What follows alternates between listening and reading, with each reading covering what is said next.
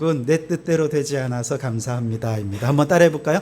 내 뜻대로 되지 않아서 감사합니다.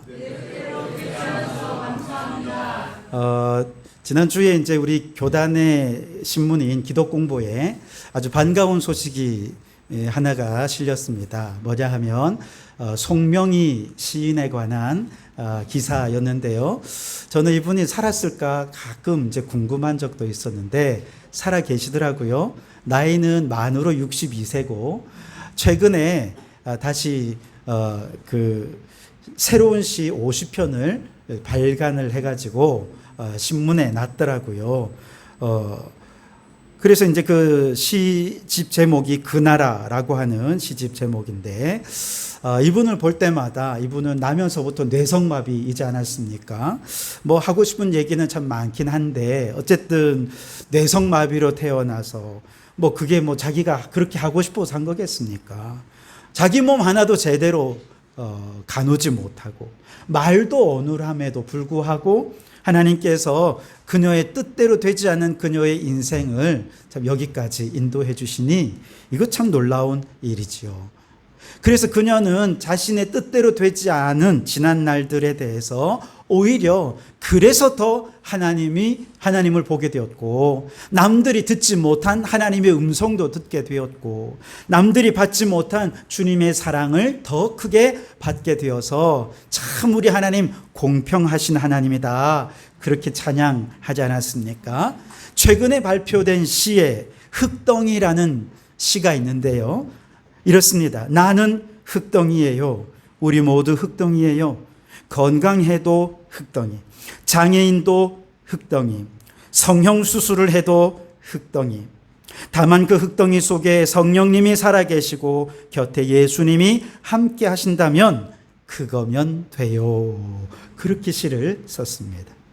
우리는 얼마나 교만한지 애초에 내가 흙덩이였다는 사실을 잊어버린 채 내가 뭐라도 되는 줄 알고 기고만장할 때가 얼마나 많이 있어요.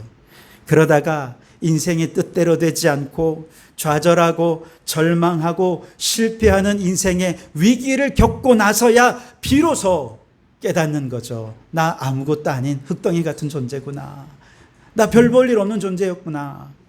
그런데 그 예수님이 나 같은 사람도 사랑하셔서 내 안에 들어와 나를 통해 살아가시고 하나님 나를 일하신구나, 이걸 깨닫게 될 때 오히려 그 실패는 그의 인생의 큰 승리가 되는 것이죠. 지난 상반기를 돌아볼 때 참 열심히 살았는데 아무것도 이룬 것 없어서 실망스럽진 않으십니까? 열심히 노력했는데 실패했고, 열심히 살았는데 뜻대로 되는 일이 하나도 없었습니까? 그래서 나 자신에게 좌절하고 실망하고 낙심하진 않으셨습니까?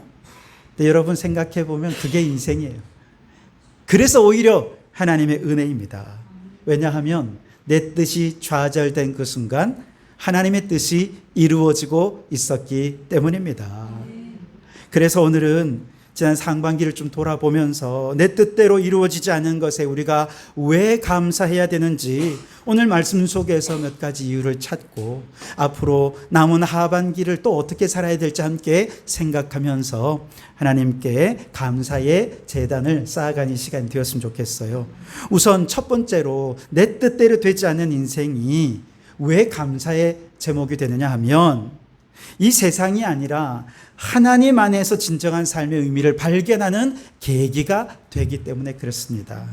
여러분 오늘 39절 말씀에 보시면 앞부분에 이 사람들은 다 믿음으로 말미암아 증거를 받았으나 그렇게 기록하고 있지요. 여기서 믿음으로 말미암아 증거를 받았다, 이게 무슨 뜻일까요? 이것을 다른 말로 번역을 해보면 믿음에 근거해서 하나님께 인정받는 자가 되었다, 이런 뜻입니다. 믿음에 근거해서 사람에게 인정받는 것이 아니라 하나님께 인정받는 자가 되었다는 것이지요. 히브리서 11장 전체는 믿음장이라 이야기하지요. 믿음으로 살다가 믿음의 선조들에 관해 기록한 장입니다. 그래서 히브리서 11장 1절은 믿음이란 뭐냐? 믿음에 대한 정의로부터 시작합니다. 믿음은 무엇입니까? 바라는 것들의 실상이요 보이지 않는 것들의 증거라. 그렇게 시작을 하죠. 우리는 이 말씀을 들으면서 생각합니다. 그렇지. 믿고 바라면 언젠가는 내가 바라는 것들이 현실이 되고 실상이 될 거야. 그런 믿음을 가지고 11장 말씀을 읽어보면 조금 이상한 걸 느끼게 됩니다. 왜냐하면 첫 번째 사람, 믿음의 조상인 아벨부터 이상해요. 분명히 그는 믿음으로 살았는데 형에게 돌에 맞아 죽었대요. 그렇게 에녹도, 노아도, 아브라함도, 아브라함의 아내 사레까지 쭉 소개한 다음에 여러분 13절 말씀을 같이 한번 읽어볼까요? 13절 말씀을 같이 한번 읽어보겠습니다. 시작.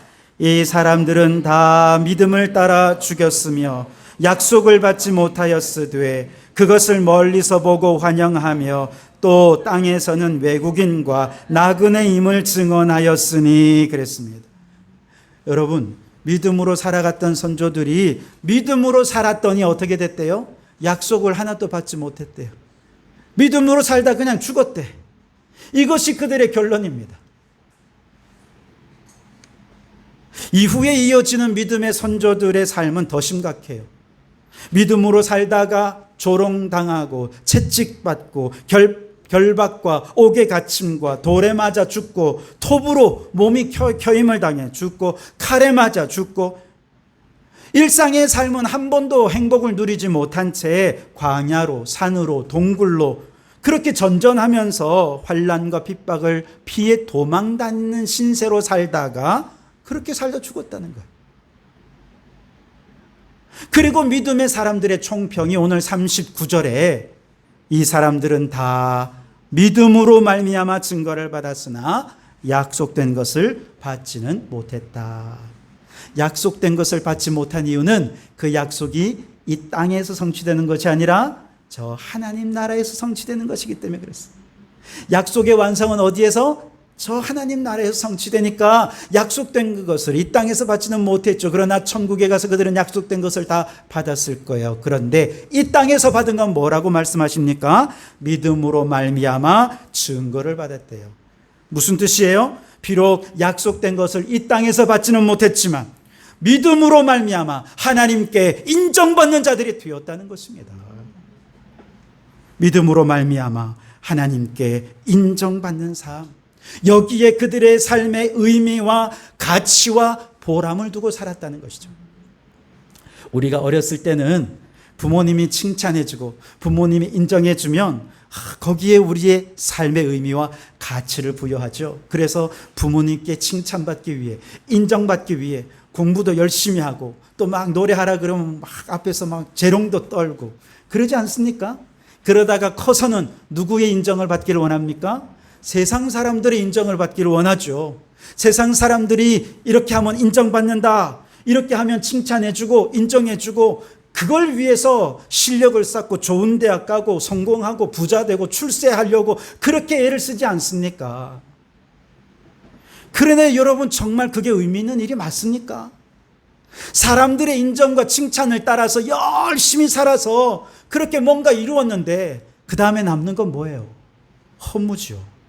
공허입니다. 헛됨입니다. 그런데 우리 믿음의 선조들은 그런 세상의 인정을 받는 자들이 아니라 하나님께 인정받기 위해 헌신했다는 것입니다. 하나님께 인정받기 위해 믿음으로 살아가는 동안 세상에서는 내 뜻대로 되는 게 하나도 없어요. 그래서 실패하고 세상 사람들이 말하는 실패자가 되기도 하고 때로는 나 자신에 대해 실망하기도 합니다. 그럼에도 불구하고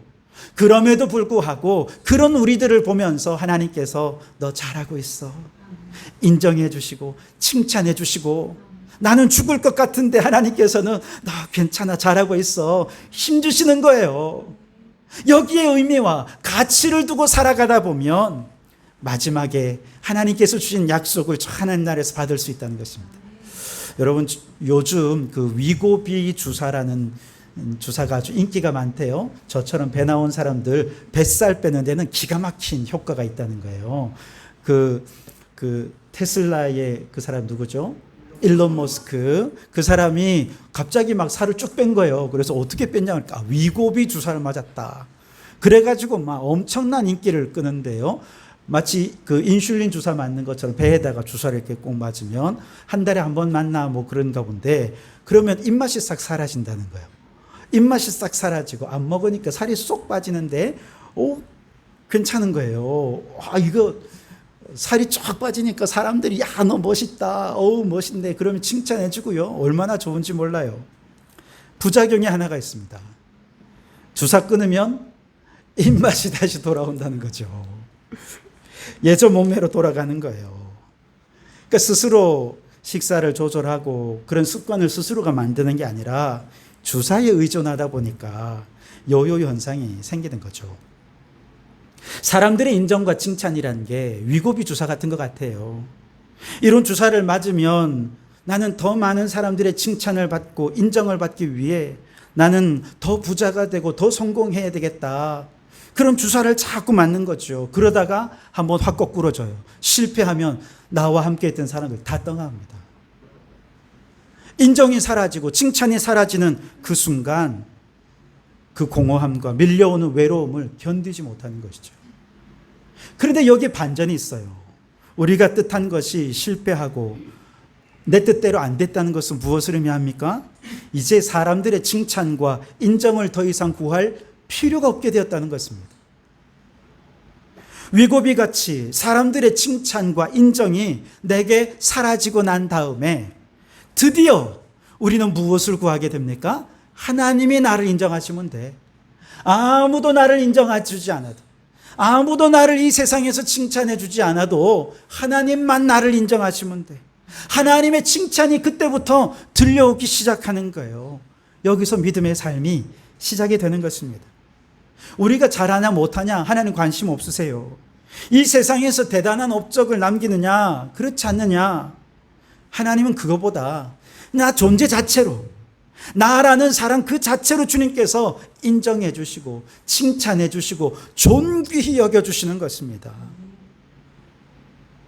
이제 세상 사람들의 칭찬과 인정을 따라 사는 게 아니라 한번 실패하고 하나님의 인정과 칭찬을 받고 나면 이제는 세상이 아니라 하나님의 칭찬에 그 인정에 나의 모든 삶의 의미와 가치를 두고 살아가게 되는데, 그것을 오늘 말씀에 다 믿음으로 말미암아 증거를 받은 자라. 이 세상에서 믿음으로 살다가 고난받고 환난받고 그렇게 톱으로 켜고 또 돌에 맞아 죽고 환난과 핍박 속에 그렇게 죽은 모든 믿음의 조상들은 다 그렇게 살았다는 거예요. 사람들의 칭찬이 아니라 하나님의 인정과 하나님의 칭찬을 받은 것이죠. 여러분, 지난 상반기 동안 여러분이 뜻하고 계획하던 일들이 잘 안 되고 실패해서 낙심하고 실망이 되었습니까? 여러분, 지금이야말로 위고비 같은 세상 사람들의 인정과 칭찬을 끊을 때입니다. 하나님이 인정해 주시고 하나님이 칭찬해 주시는 믿음의 삶으로 돌아설 수 있는 초로의 기회인 줄 믿으시기 바랍니다. 그래서 남은 하반기는 하나님의 인정과 칭찬해 주는 여기에 우리의 삶의 의미와 가치를 두고 흔들림 없이 믿음으로 살아가는, 믿음으로 말미암아 증거를 받은 자로 살아가는 성도들이 되시기를 주님의 이름으로 축원합니다. 우리 옆에 계신 분에게 이렇게 인사합시다. 하나님께 인정받으며 살아갑시다. 우리 인생이 뜻대로 되지 않을 때가 왜 좋으냐 하면 그때 우리는 예수님을 바라보기 때문에 그렇습니다. 자, 오늘 12장 3절 말씀을 같이 한번 읽어보겠습니다. 시작.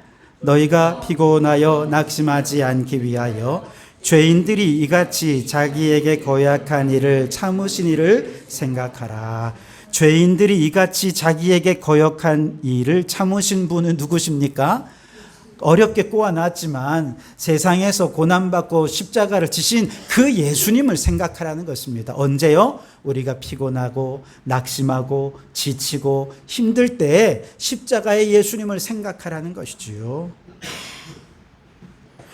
뿐만 아닙니다. 우리의 인생이 내 뜻대로 안 돼서 세상으로부터 수치와 모욕을 당할 때 누구를 바라보아야 될까요? 12장 2절 말씀을 같이 읽겠습니다. 시작. 믿음의 주요 또 온전하게 하시는 이인 예수를 바라보자. 그는 그 앞에 있는 기쁨을 위하여 십자가를 참으사 부끄러움을 개의치 아니하시더니 하나님 보좌 우편에 앉으셨느니라. 아멘. 아멘. 우리 예수님은 믿음의 주요 또한 온전하게 하시는 이래요. 무슨 뜻이에요? 우리에게 믿음을 주신 분이 예수님이시고 그 믿음을 온전하게 하시는 분도 예수님이라는 것입니다. 그 믿음을 완성할 수 있도록 도와주시는 분도 예수님인데 그 예수님을 바라보면 이 세상에서 아무리 수치와 모욕과 실패와 낙심으로 좌절과 절망 가운데 있다 할지라도 그 예수님만 바라보면 우리의 끝은 어떻게 되나요? 예수님이 하나님 보좌 우편 그 영광스러운 자리에 앉으셨던 것처럼 지금은 실패요 낙심이요 절망이어도 주님께서 반드시 우리를 영광 가운데 다시 일으켜 주실 줄 믿습니다. 그 예수님을 바라보라는 것이죠. 우리가 모든 일이 내 뜻대로 안 되고 실패와 절망의 길을 걸을 때에 내게 처음 믿음을 주신 분, 그 믿음을 온전하게 하시는 예수님을 생각하고 그 예수님을 바라볼 때 새로운 희망이 싹트게 됩니다. 요셉을 한번 생각해 보십시오. 12명의 형제 가운데 그는 일찌감치 벤 주크민 후계자로 지명을 받았습니다. 그리고 형들이 다 일하러 나간 동안에도 그는 채색 옷을 입고 아버지 집에서 아버지 일을 도우며 사랑을 독차지하고 있었죠. 그러다가 형들의 시기를 받아 애굽의 노예로 팔려가게 됩니다. 이때부터 자기의 뜻대로 인생이 굴러가지 않는 것이 시작이 되죠. 애굽에 가보니 말이 통하기를 합니까? 한평생 노동이라고는 해본 적이 없는 요셉이 애굽에서 처음에 일 못한다고 얼마나 혼났겠어요. 말도 안 통한다고 얼마나 혼났겠습니까? 우리나라의 외국인 노동자들이 들어와서 얼마나 혼도 많이 나고 그러지 않습니까? 아마 비슷했을 거예요.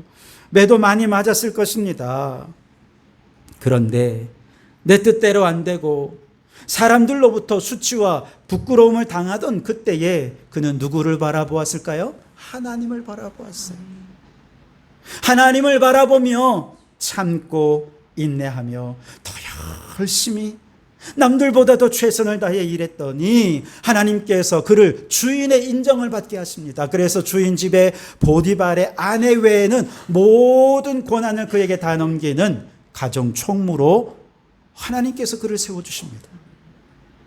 그러다가 또 인생이 또 한번 확 꺾이지요. 보디발의 아내가 요셉에게 저놈이 나를 성폭행하려 했어요. 누명을 뒤집어 씌우고 또 한 번 내 뜻대로 되지 않는 인생으로 절망을 겪고 감옥에 들어가죠. 감옥에서 그런데 누구를 바라보았을까요? 하나님을 바라봅니다. 그 감옥이 어떤 감옥이었습니까? 왕들의 신하들이 들어오는 감옥이었던 거죠. 내 뜻대로 되지 않는 현실 속에서 그는 하나님을 바라보면서 모든 거 포기하고 좌절하고 원망하고 불평한 것이 아니라 하나님이 나를 이곳에 보낸 이유가 있을 거야 생각하면서 감옥에 있는 사람들을 한 사람 한 사람 섬기고 그들이 원망하는 거 내가 다 들어주기 시작합니다. 그렇게 한 사람 한 사람 이야기를 들으면서 그가 배운 것은 무엇입니까? 애굽의 정치, 경제, 문화 모든 것을 감옥에서 다 배웠어요. 그는 국가의 모든 것을 유치원에서 배운 게 아니라 감옥에서 배웠어요. 감옥에서. 그리고 하나님의 때가 되었을 때에 왕의 꿈을 해석하게 되고 애굽 왕 이외에 아무도 그 밑에 없는 총리로 그렇게 높임을 받게 된 것이죠. 여러분, 만일 요셉이 자신이 뜻한 대로 인생이 풀려졌다면 그는 그저 가나안 시골 동네에 그냥 후계자로 살았을 것입니다. 그런데 내 뜻대로 안 되는 그 굴곡의 인생 속에서 하나님을 생각하고 하나님을 바라보았더니 사람이 상상할 수 없는 영화로운 자리에까지 하나님께서 그를 높여주시더라는 것이죠.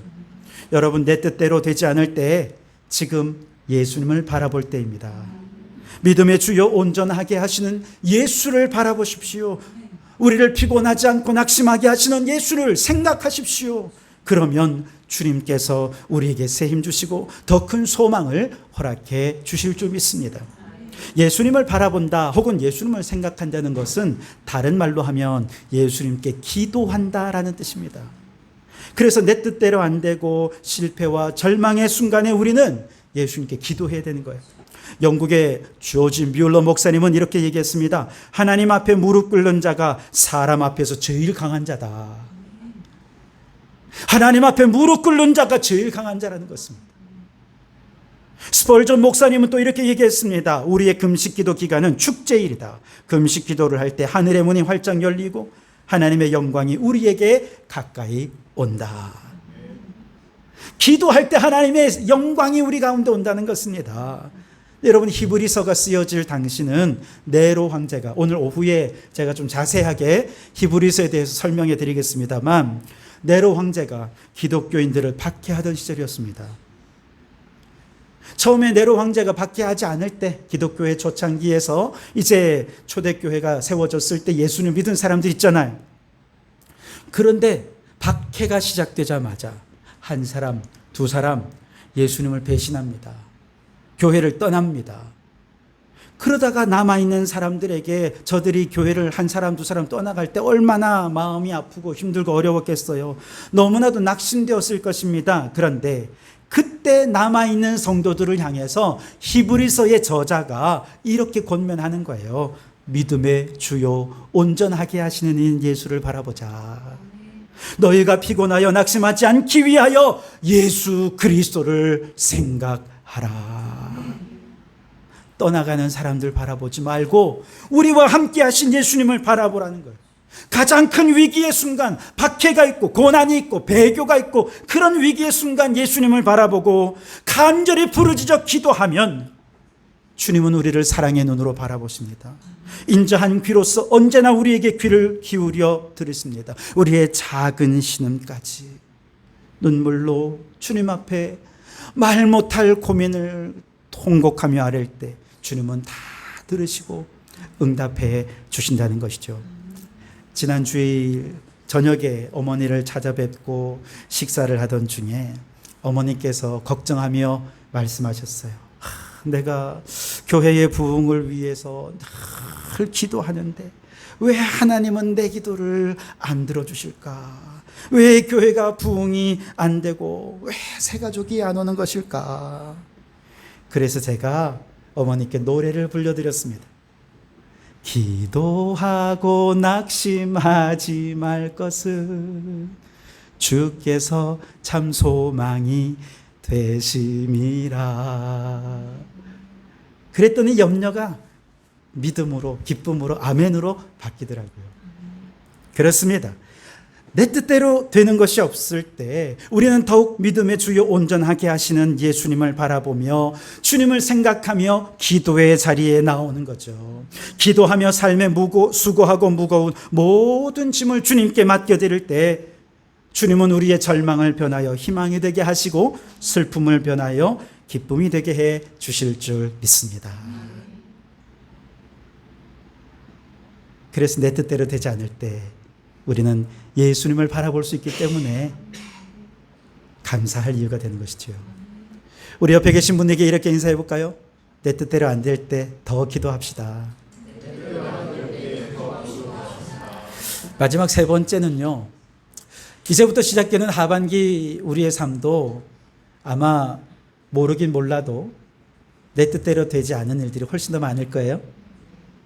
그럴 때 우리는 어떻게 할까요? 믿음으로 예수 그리스도를 목표를 향해 더 힘차게 달려가야 할 줄 믿습니다. 자, 12장 1절 말씀을 우리 같이 한번 읽어보겠습니다. 시작. 이러므로 우리에게 구름같이 둘러싼 허다한 증인들이 있으니 모든 무거운 것과 얽매이기 쉬운 죄를 벗어버리고 인내로써 우리 앞에 당한 경주를 하며. 아멘. 우리 신앙의 여정은 단거리 달리기처럼 힘을 한꺼번에 막 쏟아내는 그런 것은 아닙니다. 좀 길게 바라보고 마라톤을 달리듯이 그렇게 페이스를 조정하면서 달리는 것이 우리 신앙의 여정인 것이죠. 마라톤 선수들이 풀코스를 달리면서 포기하고 싶은 순간들이 얼마나 많겠습니까? 얘기를 들어보면 몇 킬로 정도 되면 막 포기하고 싶대요. 그 고비가 한두 번 계속 온다는 것입니다. 그럼에도 그들이 포기하지 않고 그 풀코스를 완주할 수 있는 건 두 가지 이유 때문인데요.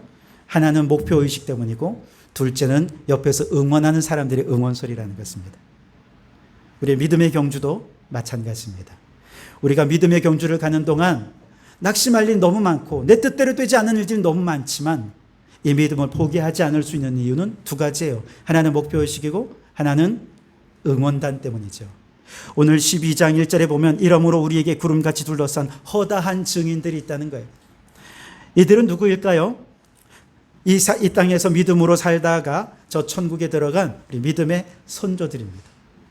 믿음의 선조들은 이미 죽었지만 천국에서 우리를 이렇게 내려다본 거예요. 그리고 뜻대로 되지 않고 낙심하여 좌절하고 있는 성도들을 바라보면서 나도 그랬어, 나도 그렇게 힘든 때가 있었어. 그런데 그 고비 딱 넘기니까 그 다음에 또 믿음으로 더 승리할 수 있게 되더라고.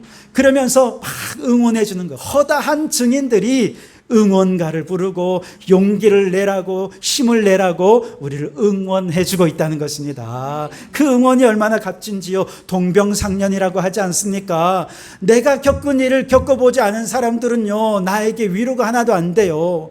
암병에 걸린 사람에게 건강한 사람이 찾아가서 아무리 위로한들 위로가 되겠어요? 그런데 같이 암을 겪는 사람이 나도 그거 겪어봤는데 참 힘들죠. 너무 힘들더라고요. 그런데 이 잘 견뎌내니까 또 좋은 날이 있더라고요. 이렇게 하면 그게 그렇게 위로가 되는 거예요. 우리 믿음의 선조들이 우리를 바라보면서 그래, 나도 그런 믿음으로 살면서 힘든 시간들이 있었지만 주님께서 힘주셔서 잘 이길 수 있었어. 그러니 기운 내라고. 그러니 여러분, 믿음으로 선조들의 응원 소리를 들으시고 포기하지 말고 끝까지 하반기에도 믿음의 길을 잘 달려가는 성도들이 되시기를 주님의 이름으로 축원합니다. 또 하나는 목표의식이에요. 목표의식. 모든 무거운 것과 얽매이기 쉬운 죄를 벗어버리라는 거예요. 한 가지 목표, 예수 그리스도라고 하는 이 목표를 향해 달려가는데 도움이 안 되는 것들은 다 벗어버리라는 것이죠. 달리던 선수들이 주변의 풍경이 너무 좋다고 갑자기 멈춰서 막 사진 찍고 셀카 찍고 이렇게 합니까? 안 하잖아요. 그런 선수 아무도 없습니다. 그 뉴스를 보니까 달리던 선수들이요, 소변이나 대변이 마려울 때가 있대요. 그럴 때 어떻게 할까요? 싸면서 달린대. 화장실 안 들러요. 그냥 싸면서 달린다는 거예요. 물론 그 전에 딱 깨끗하게 하고 하는 선수들이 대부분이지만, 그런데 갑작스럽게 그런 일을 당할 때 달리다가 갑자기 화장실을 찾아서 가지 않는다는 거예요. 숲속에 찾아 들어가지 않고 그냥 싸면서 달린다는 거예요. 목표의식이 그만큼 뚜렷한 것이죠. 지금의 수치와 부끄러움은 중요한 게 아니에요. 내 앞에 목표가 있으니까. 천국을 향해 달리는 선수들에게 세상의 쾌락과 탐욕과 욕망은 달리기를 멈추게 만드는 죄악에 불과하다고 생각하는 거죠. 그래서 우리 성도들은 계속해서 우리가 얽매여 있는 것, 신앙의 길을 걷지 못하게 우리의 다리를 무겁게 붙들어 매는 것들은 다 죄로 여기고 벗어버려야 할 것들로 여기고 주님을 향해 달려가야 되는 것이죠. 그렇게 다 벗어버리고 달려갈 수 있는 유일한 에너지가 믿음이라는 것입니다. 그래서 믿음의 사람들에게는 지난날의 성취를 자랑하는 것도 사치, 그럴 시간이 없어요. 지난날의 실패와 절망에 사로잡혀서 슬퍼하는 것도 사치예요. 그럴 시간이 어디 있습니까? 이 모든 사치들은 덜어내고 이제 믿음만 가지고 어디를 향해 달려가요? 예수님의 목표를 향해 달려가는 것이죠. 호랑이는 죽어 가죽을 남기고 사람은 죽어 이름을 남긴다 하지 않습니까? 그래서 사람들은 그 이름 남기려고 어떤 업적이라도 남겨보려고 그렇게 성공도 하고 출세도 하고 해보려 하지만 예수 믿는 사람은 다릅니다. 우리는 애초부터 흙덩이였으니까요. 흙덩이 같은 인생에 어떤 성취와 업적을 남기려는 그 자체가 얼마나 교만하고 어리석은 것입니까? 우리가 남길 최고의 미덕은 뭐예요?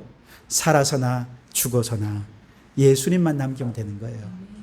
내 인생에 가장 의미 있고 가장 보람되고 가장 값진 것, 오직 나를 통해 주님만 영광 받으시는 것, 예수님만 남아있으면 되는 것입니다.